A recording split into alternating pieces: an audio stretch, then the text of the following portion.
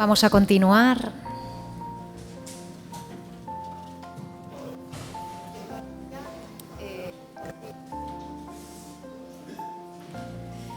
La siguiente mesa tiene como título La resistencia. Tener una editorial de nicho hoy en día implica enfocarse en un público específico, crear contenido de alta calidad y construir una comunidad fiel. Si se hace correctamente, puede ser una estrategia gratificante para los editores y los lectores por igual. Pero, ¿es rentable? Para hablar de ello nos acompañan Mariana Bellocchi, editora de Con tinta me tienes, donde publican libros transfeministas y disidentes. Ella misma dice: la editorial la dirigimos un dúo de bolleras cis, transfeministas, nacidos en el Madrid de los 80. Nada más y nada menos. Munts Brunet, editora de Consoni, una editorial en constante mutación que definen como una criatura andrógina y policéfala con los feminismos y la escucha como superpoderes. Y modera Roberto Forcem, periodista de Onda Cero. Desde hace más de 2 décadas se encarga de dirigir y presentar el magazine Más de Uno Vizcaya. En su historial destaca la tertulia de mujeres que presentó durante más de una década en el programa La Brújula de Euskadi. Bueno, arratsaldeon a todos. Gracias por estar con nosotros. Continuamos con todo lo que tiene que ver con esta 12ª edición de estas jornadas de autores y autoras, con 2 autoras que son unas auténticas maravillosas compañeras de viaje, que lo han sido durante estos días preparando lo que va a ser la tertulia o la puesta en común de diferentes cuestiones. Como decían en la presentación, hoy la intención de esta tertulia es hablar de todo eso que se denominan las editoriales pequeñas, que no sé si su intención es la de seguir siendo pequeñas, la de convertirse en grandes, pero yo creo que lo mejor es que ellas dos nos den respuesta a todas esas preguntas.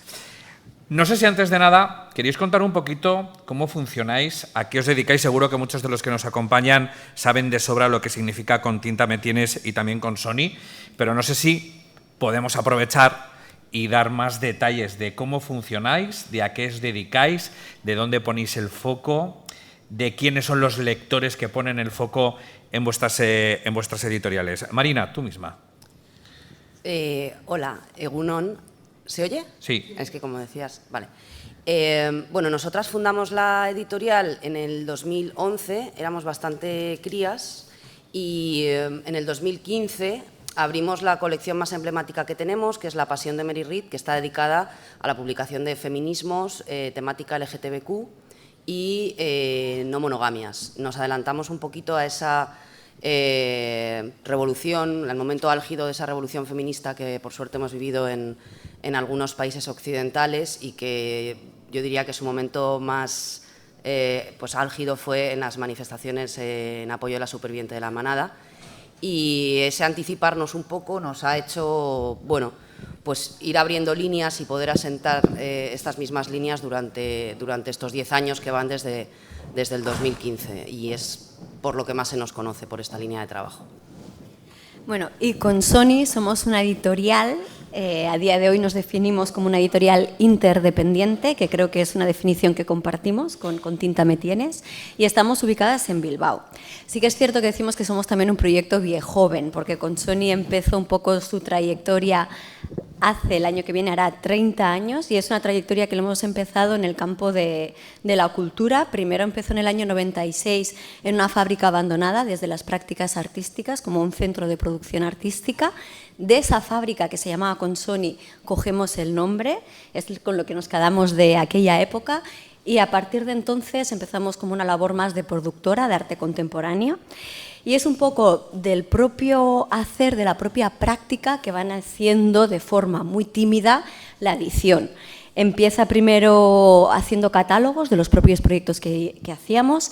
En el año 2012 abrimos una colección de crítica cultural, que era también muy autorreferencial, también sobre arte, ensayo. Y poco a poco decimos que Consoni es una criatura mutante que ha ido como un poco a través de la escucha y los feminismos, yéndose adaptando y mutando todos estos casi 30 años de vida también, trabajando siempre en cultura, que supongo que iremos hablando de ello, ahora irá saliendo, que no deja de ser un campo muy precario, ya sea el arte como la edición. Y en esa mutación que hemos ido haciendo es en el año 2019, cuando hacemos el salto con una colección que es esta colección, son estos libros con este diseño que se llama El origen del mundo. Es entonces cuando hacemos el salto a llamarnos editorial. Hacemos ese salto, pero en el momento 2019 previo a la pandemia, lo que 2019-2020 han sido unos años un poco convulsos, un poco extraños, así que la vida como proyecto cultural sí que son casi 30 años de trayectoria, pero sin embargo, como editorial somos muy jovencitas, podríamos calcular 4 o 5 años. Pero sí que las formas de trabajo que ejercemos a día de hoy desde la edición las vivimos de una forma muy similar, que linka mucho en la conversación de antes, que es hacer público un contenido. Sí que es cierto que antes eran proyectos artísticos que podían tener un formato de película, podría ser una performance, podía ser una marcha zombie por centros comerciales en Baracaldo, etcétera, etcétera, etcétera. Pero siempre a lo mismo, ¿no? Trabajar un contenido y que ese contenido realmente, a través de esos procesos de edición y publicación, que es controlar todos esos canales que ya iremos hablando, supongo, de comunicación y distribución, llegue finalmente a ese público. Así que nuestras formas de hacer son muy similares, así que lo que nosotras decimos es que producimos y editamos cultura crítica, y así ha sido un poco nuestro devenir. Y a día de hoy sí que nos definimos de que Consoni es una criatura mutante, es una criatura policéfala, ya que hay muchas cabezas y cuerpos que forman Consoni. A día de hoy somos una cooperativa con 3 socias, con María Mur, que es la socia que tenía que venir pero que no está aquí porque está haciendo una rueda de prensa ahora mismo en Donosti, en euskera. Y María Macía, que es otra socia, que se está yendo a Madrid a una feria de libros que hay esa tarde, que con Tinta Me Tienes también participan. Y no solo las socias que formábamos a día de hoy la cooperativa, sino todas esas cómplices que sin ellas Consoni no sería nada, ya sean autoras, artistas, correctoras, traductoras, hasta el público lector, ¿no? Un poco todo ese ecosistema. Hemos utilizado en la presentación el término editoriales de nicho, que no sé si os gusta demasiado, que no sé si vuestra intención es la de abandonar ese grupo de lo que es una editorial de nicho. Y la pregunta es, ¿una editorial como la vuestra vive o sobrevive? Nosotras sí que pensamos mucho, a ver, que Consoni es nuestra vida, es nuestra criatura, es una maternidad compartida en cierta manera entre nosotras, pero sí que es un poco una supervivencia. También hay muchas cosas que se comentaban en la charla anterior que resuenan ahora y que a mí me gustaría ir comentando en algún momento, pero nosotras sí que nuestro día a día es muy, muy, muy precario, como es en cultura. Para nosotras sí que es cierto que la editorial no deja de ser un espacio de supervivencia. Cuando éramos, por varias razones, cuando éramos productora de arte contemporáneo, éramos muy invisibles, porque productora no era una identidad, podía ser lo que quisieras, como una identidad un poco queer, pero no se te identificaba como tal. Sin embargo, ahora tú dices, ¿qué haces? Pues tenemos una editorial, somos editoras, pues ahí, y así que te da una visibilidad que no teníamos antes. Sí que tenemos también pues todos unos títulos, ¿no? Todos que hay un formato que se repite constantemente, lo que hace que la visibilidad sea mucho mayor, y tienes un catálogo, tienes un fondo que te define, ¿no? Y te da cierto motor económico, pero ese motor económico no deja de ser, las editoriales no dejamos de ser la cara principal de todo un sector con mucha precariedad. Marina. Sí. Bueno, primero lo del nicho suena muy mal, además es que de dónde viene el léxico, ¿no? Pero sí que es verdad que yo creo que una clave, y mezclo las dos cosas, de la supervivencia de Con Tinta es no perder la esencia. Es decir, yo creo que editar es un proceso de escucha, que luego podemos abundar más ahí, y creo que lo compartimos con la compañera Muns y las compañeras de Consoni, que vamos a contarlo también, somos amigas de ferias, nos conocemos de hace mucho. Y sí que creo que dentro de no perder la esencia de trabajo, hay que ir observando qué pasa, observando qué decisiones toman las lectoras, sobre todo, especialmente cuando no escogen los libros que tú con toda tu ilusión y con toda tu fe has decidido editar, ir cambiando el rumbo, sin perder eso que te guía y que tiene que ser tu columna vertebral. Si en algún momento coincide, como ha pasado con algunos títulos a lo largo de nuestra trayectoria, que dan en el clavo de lo que está pasando en ese momento, es fantástico y por supuesto que trabajamos para que eso ocurra, trabajamos anticipándonos continuamente. Pero creo que sería una especie de suicidio en pequeñas dosis intentar ir a salir de ese nicho, intentar llegar a un público. Estaba antes hablando Murillo de las cifras de ventas, de lo que se les exige a las grandes editoriales o a los sellos dentro de los grandes grupos. Y, o sea, nosotras nos estábamos mirando todo el rato en plan, pero bueno, ¿esto qué es? O sea, hablaba de 3.000 ejemplares como algo, como que era un libro que había vendido poco. O sea, nuestro punto de equilibrio en ocasiones es perfectamente 600 ejemplares. Y a partir de ahí ya ganamos dinero. ¿Por qué? Porque tenemos estructuras muy pequeñas, porque es verdad que el sector está muy precarizado, porque hacemos un montón de cosas. Es decir, las editoras que hemos empezado pues hace 14 años hemos aprendido a hacer absolutamente de todo, desde maquetar a observar las redes sociales, que por supuesto no pensamos que todo lo que pasa en las redes sociales sean estupideces. Creemos que es muy importante lo que está pasando en las redes sociales y que hay que preguntarse por qué llama la atención eso y no otra cosa que tú estás haciendo y por qué hay veces que hay que bajar a tierra ciertas ideas y ciertos conceptos. Entonces, me he ido por las ramas, pero bueno, hablando de manera muy práctica, a mí me gusta hablar de manera muy práctica. Ahora mi socia y yo vivimos íntegramente de esto, entonces yo ahí diría que, bueno, vivimos de ello, no sobrevivimos. Esto puede cambiar, se puede girar la moneda en cualquier momento y tenemos que estar en permanente proceso de reinvención, pero creo que como cualquier pequeño negocio. ¿Cuál es el principal problema que os encontráis al levantar la persiana? Bueno, utilizo este término para que todo el mundo lo entienda, ¿no? Nos llegan temas interesantes, os llegan demasiados, cómo seleccionarlos, la venta, la distribución, ¿cuáles son los principales problemas? ¿Te lo dejo a ti, Marina, o quieres que...? Dale, a ver, es que no sé. Hay un mogollón. Sí, al final un poco es lo que decía Marina también. Somos estructuras muy, muy pequeñas, estructuras muy, muy precarias, que un poco tenemos que hacer entre nosotras un poco de todo durante el día a día. Lo más difícil, quizás yendo como por orden, nunca vas a saber qué título es el que realmente puede llegar a las lectoras o los lectores. Tú muchas veces apuestas por un título y realmente ese título pues igual no tienes las ventas esperadas o la recepción por el público esperado, que es un poco, a diferencia igual de la conversación anterior, ¿no? Que era... tú realmente como editorial pequeñita, ser independiente al final es no pertenecer a un gran grupo y tu labor que haces es hacer un trabajo muy artesanal. Para nosotras hacer cualquier libro es una gran inversión, nos la jugamos mucho porque nuestro barco es muy pequeñito y se hunde de manera muy fácil y la inversión que haces en tiempo y a nivel económico es muy, muy, muy elevado. Y ahí sí que el trabajo que hacemos es súper artesanal. Las horas que dedicamos a cada libro, acompañar a los autores, autoras, todo el proceso que también se hablaba antes, ¿no? Todo el proceso de distribución, comunicación, con las dificultades que hay a día de hoy. Es muy difícil a nivel estatal que los medios de comunicación te hagan caso. Así que todas esas campañas en redes sociales, en las redes sociales, a día de hoy yo creo que me llama la atención que estéis hablando... Luego vamos a insistir en eso, ¿no? Pero de las redes sociales en positivo. No es en positivo o en negativo, porque sí que es como una contradicción propia que te atraviesa, ¿no? Es decir, Instagram a día de hoy para nosotras es una herramienta clave de la cual estás súper a disgusto y súper incómoda dentro, ¿no?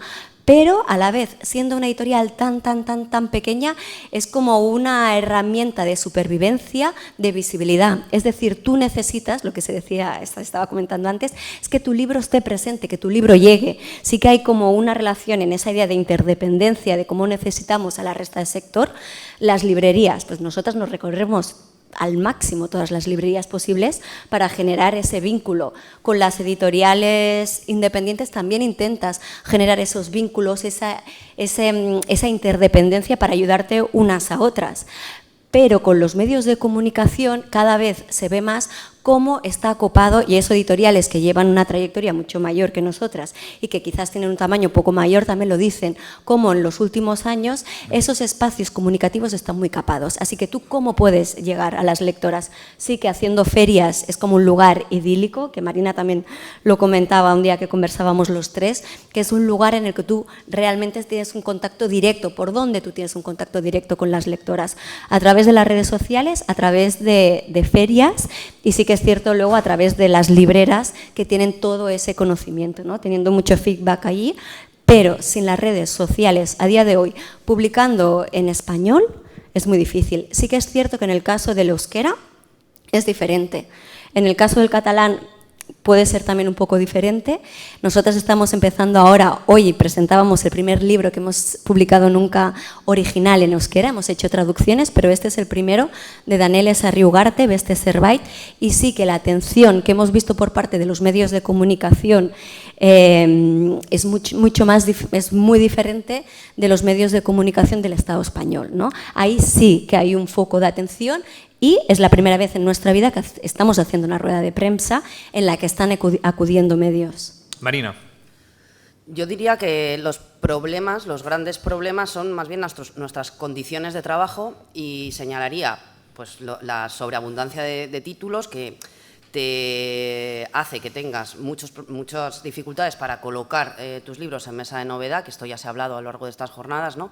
Si salen tantos títulos a la semana es casi imposible, te obliga a mantener un número de títulos mínimo al año, que yo diría que con menos de 8 estás casi muerta, no estás, y te obliga, dada la gran diferencia que hay entre el músculo financiero y comercial que tienen los grandes grupos y nosotras, a buscar fórmulas para poder atraer a autoras que en ese momento están suscitando atención a tu editorial. Y entonces, pues esto a veces es convertirte en una casa atractiva para una autora consagrada o que está teniendo éxito pero quiere publicar una obra menor, o asumir que una autora que cuando empieza a trabajar contigo no es muy conocida, en el momento en el que digamos, se la empieza a conocer más, se va a ir, y se va a ir no por una cuestión de dinero, que en eso creo que no vamos mal, sino por una cuestión de prestigio, porque también chismorreábamos antes Mus y yo, es imposible que nosotras lleguemos a tener el prestigio que han atesorado a lo largo de toda su trayectoria las medianas empresas, por ejemplo, catalanas, fundadas por las hijas, y digámoslo, y los hijos de los ganadores de la guerra civil, de la burguesía catalana. O sea, nosotras nunca vamos a poder ser ellas. Y entonces intentarlo es otra vez hacer algo que es ir contra la corriente, ¿no? Contra la marea.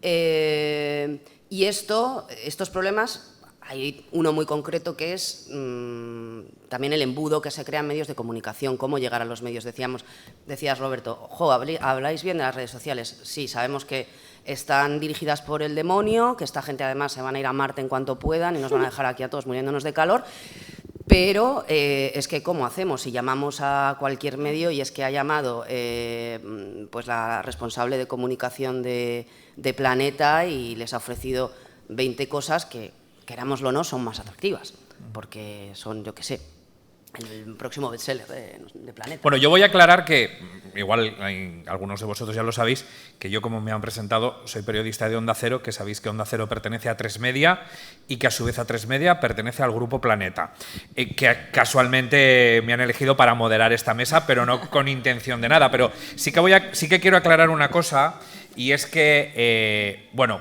tal y como están contando ellas, la realidad es la que es. Es decir, la fuerza que tiene un gran grupo editorial no la tiene nadie. Por todo lo que dicen ellas, por lo que significa tocar a una puerta, por el volumen de publicaciones que salen cada semana. Pero el otro día, preparando esta mesa, yo les contaba mi experiencia. Es decir, yo, casualidad también, dirijo un programa en el que es una ventana a la literatura, ¿no? En la mesa a mí me llegan, cada semana pueden ser 7 publicaciones nuevas del Grupo Planeta. Pero también he de decir que a mí en ningún momento el grupo me obliga a nada. Es decir, yo pongo la vista y la atención en la publicación que me interesa y que me parece que puede ser atractiva una entrevista con esa persona, con ese escritor o escritora. Y que muchas veces, además, mis entrevistas van por otros derroteros, porque cuando, yo qué sé, un escritor llega a mí, le han entrevistado ya todas las estrellas de la cadena. Es decir, que quien escucha la cadena sabe perfectamente de qué va la novela, sabe quién es el autor, sabe quién es la protagonista. Es decir, luego mis entrevistas van por otros derroteros. Pero es verdad que a mí nadie me... A ver, evidentemente, cuando me llegan los ganadores del Premio Planeta, allí están en la radio, ¿eh? O sea, no lo voy a negar. Pero es verdad que nadie me obliga al resto de publicaciones, que son tantísimas, semanales, a hacerles una entrevista. Y es más, yo tengo las puertas abiertas a cualquier grupo editorial, a cualquier grande o pequeña editorial. O sea, no tengo ningún tipo de cortapisa. Es más, siempre intento que quien pase por allí sea un autor de aquí. Es decir, que me cuente algo que no se ha oído ya y que sea algo, que sea un producto, un libro, una edición de la que no se ha hablado.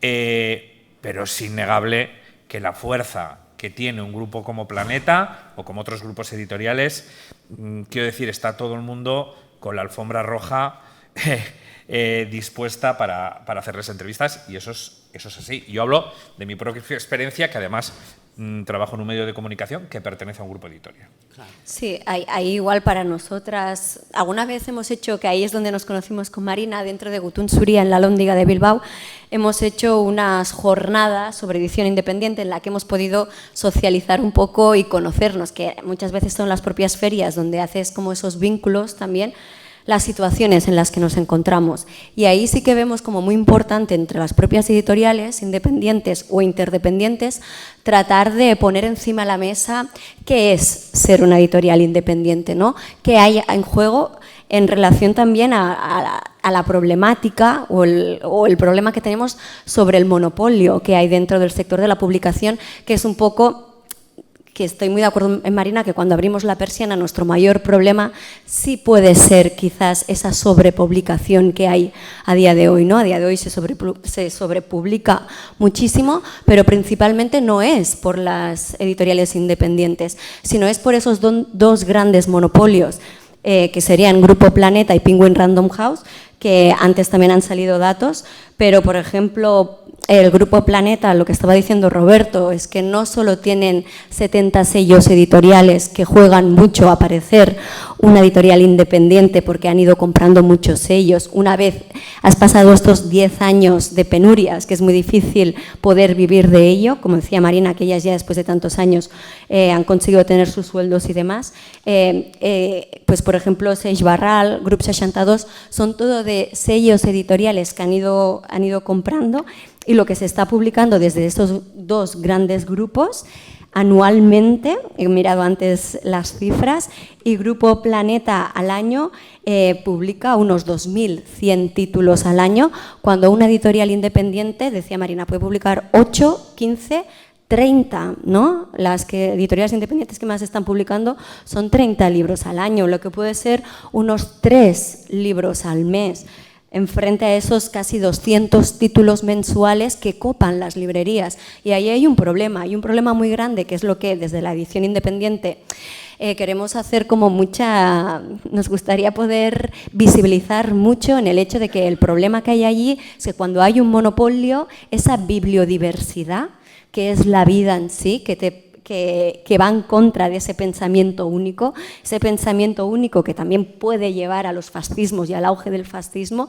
Para ello, para hacer frente a eso, que haya esa biodiversidad, esa bibliodiversidad, es algo fundamental y es algo que se representa mucho desde las propias editoriales independientes, peleando de una forma muy precaria día a día. ¿Por qué? Porque sí está copado el mercado, pero no está copado por las editoriales independientes. Y eso sí que es cierto, que es importante para nosotras visibilizar visibilizarlo. En algún momento se había hablado hasta hacer un sello, es decir, pues detrás de esto no hay un trabajo artesanal y hay una apuesta por esa diversidad y ese apoyo mutuo, y al final eso es como algo fundamental para la supervivencia de las editoriales, pero quien tiene una clave muy importante es como todo el sector, pero sobre todo las lectoras también, ¿no? A la hora de comprar un libro, pues tomar conciencia de eso, dónde estoy comprando el libro y a qué editorial, que muchas veces para saber a qué editorial estoy comprando tienes que abrir y mirar los créditos del libro y mirar si allí aparece Planeta o Penguin Random House. Porque muchas veces yo ya me pierdo, digo, ya no sé qué editorial. Hace poco en Cataluña, una editorial muy importante que estaba haciendo una labor desde la edición independiente, publicando en catalán libros del Periscopi, ha cerrado, no, Planeta la ha comprado, ¿no? De repente es como que son cimientos que se van moviendo y ahora una editorial que funcionaba, cuando funciona es cuando el gran grupo la copa, que eso es algo que comentábamos también con Roberto y Marina en las conversaciones, pasa similar con autoras, ¿no? Muchas veces. Bueno, una cuestión que me interesa mucho. ¿Qué busca un lector cuando acude a editoriales como las vuestras? Porque el otro día preparando esta charla me llamó muchísimo la atención, en este momento sociopolítico tan complicado en el que estamos inmersos, me llamó mucho la atención los temas que atraen la mirada de los lectores. ¿Qué es lo que buscan en vuestras editoriales? Yo los lectores no lo sé porque no tengo. O sea, igual me compra un 5% de hombres. De hecho, a veces pasan por las ferias. Lectores, lectoras. Ya, pues, lectores. No sé. O sea, pasan por las ferias y le digo, si me compras, me rompes la estadística. Y así a veces consigo que me compren algún libro. Pero, ¿qué buscan las lectoras? Bueno, es que, de hecho, estaba pensando que el discurso que tenemos está sonando un poco, y hablo por mí la primera, como un poco... qué mal está el contexto, pobrecitas nosotras y tal. Pero en realidad estaba antes pensando en las chicas ucranianas, en Victoria y en Roslana, y decía, estamos en una isla en Europa, en esta parte de Europa en concreto, en la que todavía existe el precio fijo del libro, en la que podemos editar, las autoras pueden escribir libros que no se censuran, en las que el mercado nos ha comido todo, absolutamente todo lo que no es mainstream. Entonces, somos unas privilegiadas y también creo que proyectos como el nuestro, desde un punto de vista activista, político, están siendo lugar desde los que las lectoras pueden imaginar un futuro, porque quizás somos la mía o... Sí, quizás la mía es la primera, ¿no? Somos la primera generación en la que la idea de futuro está muy cuestionada. O sea, parece que necesariamente el mundo, tal y como lo conocemos, se va a acabar, todo va a ir a peor. Creo que hay muchas de nuestras lectoras que necesitan consuelo, que necesitan sentirse acompañadas en su rareza, en su estar fuera de la norma, y creo que todas ahora mismo nos sentimos vulnerables y estamos buscando lugares, refugios desde los que poder imaginar. Y creo que algunos de nuestros libros ofrecen eso, gente que está atreviéndose a ser optimista, y la única manera en este momento de ser optimista es pensar en colectivo. Y me parece algo tan extraordinario que solo a veces hay que imaginar que subimos un poco así los ojos y vemos cualquier otra parte del mundo o cualquier otro momento histórico y decir, wow, aprovecha esto, que es alucinante. Simplemente que nosotras podamos existir es alucinante. Que algunos de nuestros libros hayan llegado a 2.000 casas o 3.000 casas y que la gente los esté leyendo y se esté pues ilusionando con ellos es alucinante.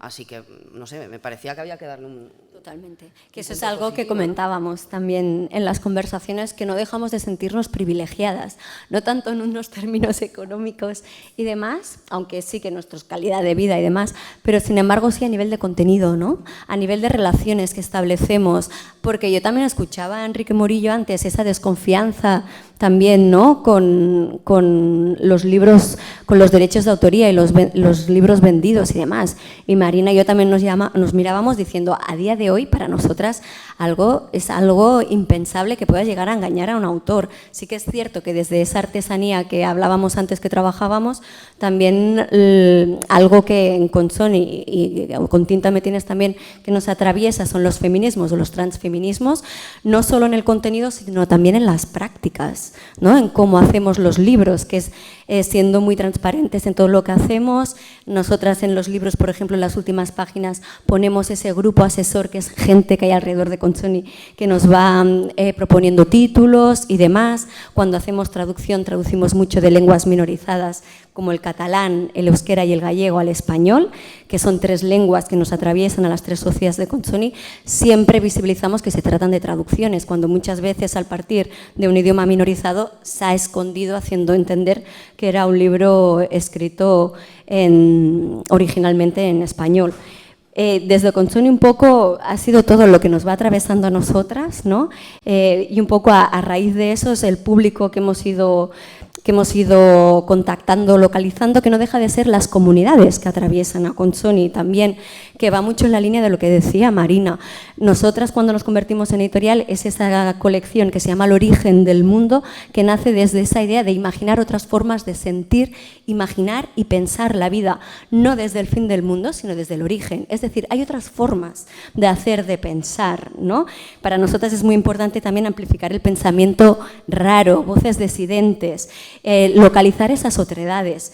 Y para nosotras es muy importante que nuestro catálogo editorial no sea hegemónico, mucho en la línea que decía Marina también, bueno, que el patrón de nuestro catálogo no sea, como ha venido siendo hasta ahora, hombre blanco, cis heterosexual, ¿no? Salir de eso. Y sí que es cierto que ahí encontramos una comunidad. Hay ciertas lectoras que estamos agotadas de leer o de ver películas con ciertos relatos que necesitamos otro tipo de relatos para imaginar un mundo con más sentido, como dice una de las autoras que compartimos, que es Donna Haraway, que para nosotras una línea a la hora de editar también. Lo que estaba diciendo Marina es localizar utopías, no solo distopías, que en esos momentos que a veces se ve todo tan oscuro, nos lo quieren hacer también ver todo tan oscuro, es importante imaginar la utopía, porque para poder imaginar cómo puede ser otro sistema, otra forma de vivir, de organizarnos y de hacer, antes tienes que poderlo imaginar. Y para nosotras también el imaginar y poner en práctica alternativas. Para mí, que Consoni sea una cooperativa basada en la economía social y solidaria dentro de un sistema capitalista, heteropatriarcal, ya es poner en práctica cómo puede ser una alternativa. Que no vas a cambiar el mundo con eso, pero para nosotras sí, que siguiendo mucho en la línea de Marina Garcés, es afectar al mundo que vivimos y afectarnos a nosotras, que quizás muchas veces te afectas a ti misma y el contexto, pero bueno, esos pequeños proyectos, que eso leí a Alicia Valdés, que tiene un libro que es muy interesante, Política del malestar, que visibiliza, ¿no? ¿Por qué estamos así? Porque los fascismos y la ultraderecha genera ese deseo y esa atención. Y ella viene a decir también cómo debemos de poder trabajar en la alegría, y desde los feminismos también tenemos que poder proponer alternativas, ¿no? A todo ello. Bueno, era un poco por esa línea.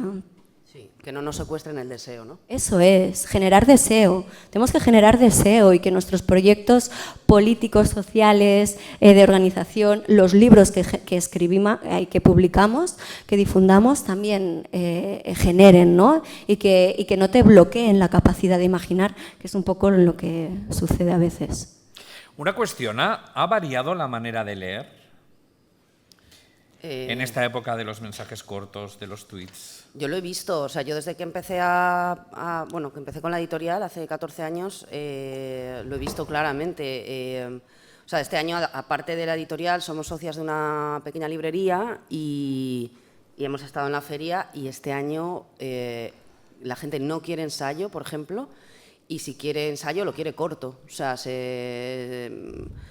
creo que se están buscando novelas largas para evadirte durante mucho rato o ensayo corto para pensar, pero rápido, que tampoco hay que rayarse demasiado.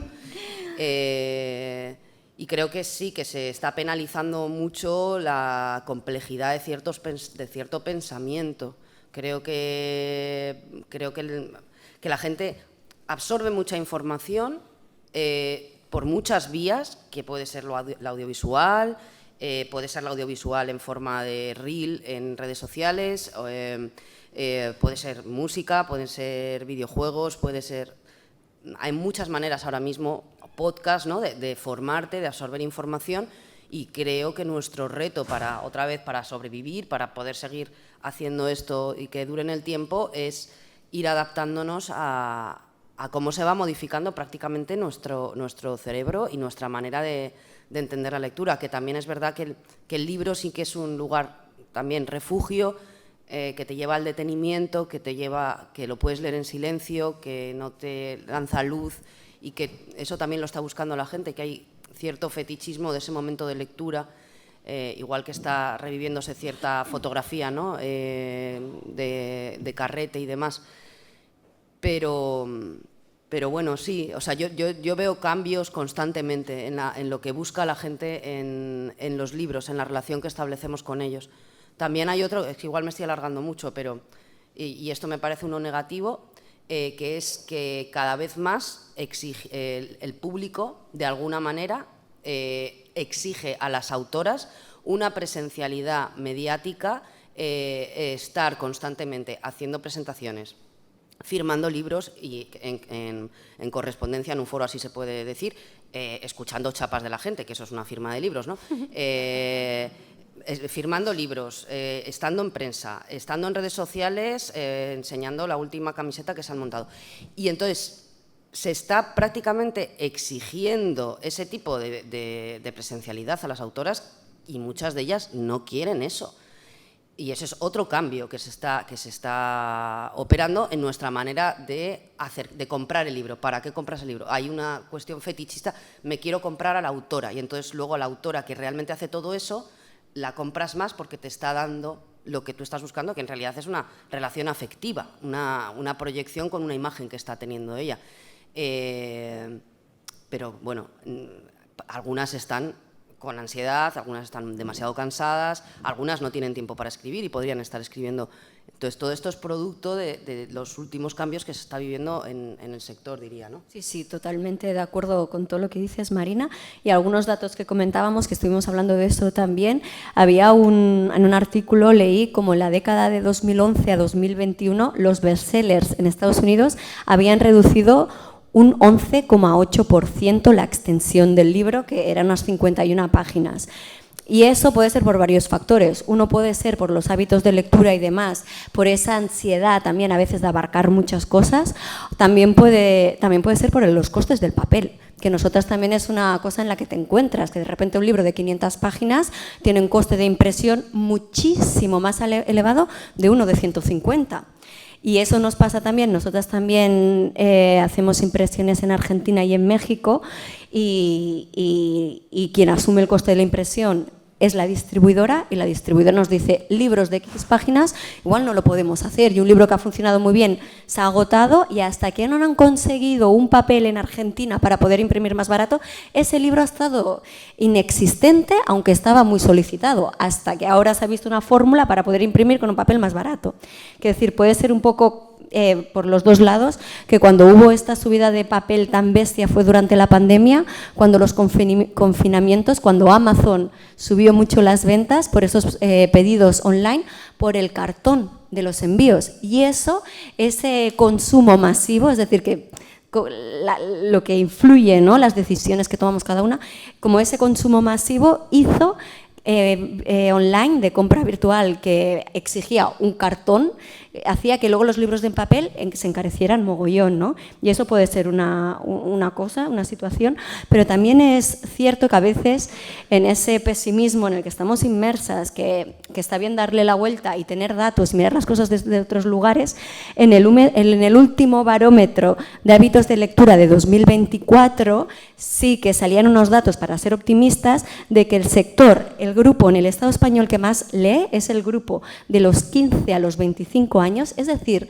los jóvenes, las jóvenes, sobre todo mujeres, están leyendo, y decían que un 75,3%, y que es algo que va al alza, es una tendencia que va al alza y de libro tradicional, ¿no? Ahí de repente es como que también te anima. Y sí que vemos que a veces, como decía Marina, el libro físico en papel, cuando estás tan sometida a las pantallas, a lo digital, volver a lo analógico, como puede ser el vinilo o la fotografía, no tiene algo que eso analógico y físico te da un contraste, lo que le da cierto valor, ¿no? Así que parece que ni el ebook ni esos cambios de lectura están copando esta situación, ¿no? Y más cuando ves que los jóvenes, yo tengo una sobrina de 12 años que su extraescolar es un club de lectura en la biblioteca del pueblo, ¿no? Verla a ella todo el día leyendo, que sus amigas, una ya ha escrito un libro, tal, ¿no? Es algo que, pues, que también te anima. Bueno, creo que tenemos que ir acabando.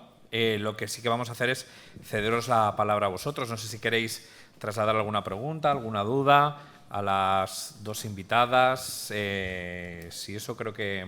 Nos hemos pasado tiempo bastante, ¿eh? Sí, tenemos facilidad de palabra. No sé si alguien queréis trasladarle alguna pregunta. No lo sé. Sí. Te acercan el micrófono.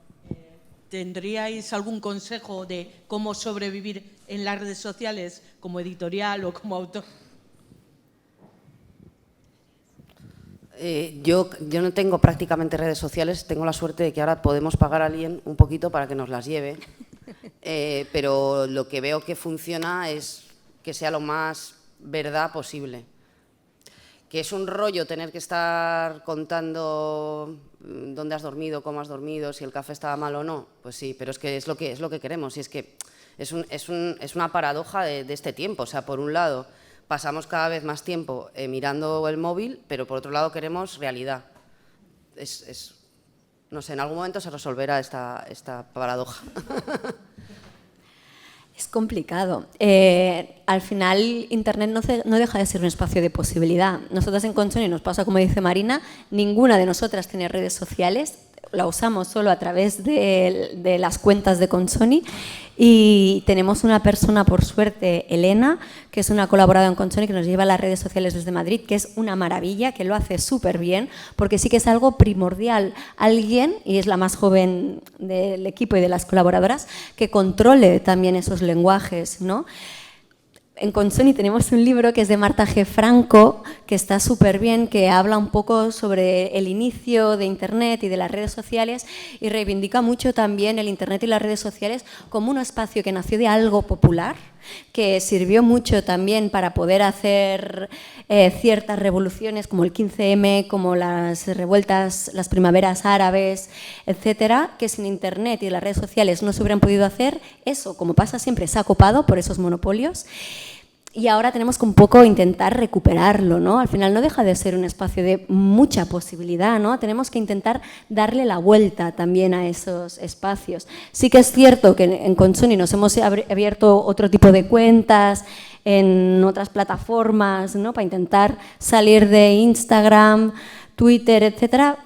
Sigue un poco todo ahí, estás un poco como, vale, tenemos las cuentas, pero estás un poco a remor de todo, ¿no? Hacia dónde te lleva, pero el ideal sería realmente poder dar fuerza a otro tipo de plataformas y entender que las redes sociales, joder, te ponen en contacto con gente de la otra punta del mundo que estás trabajando muchas veces en las mismas cuestiones. Tienen un potencial enorme, pero ahí es difícil, también pienso en todos los trolls, en todo el fascismo que se mueve por ahí, ¿no? ¿Alguna cuestión más que les queréis trasladar? No. Bueno, es que ricasco. Bai, mila esker. Bueno, pues gracias a Marina Beloki y a Munch Brunet, y gracias también a vosotros por haberos acercado en esta mañana de viernes. ¿De acuerdo? Un saludo.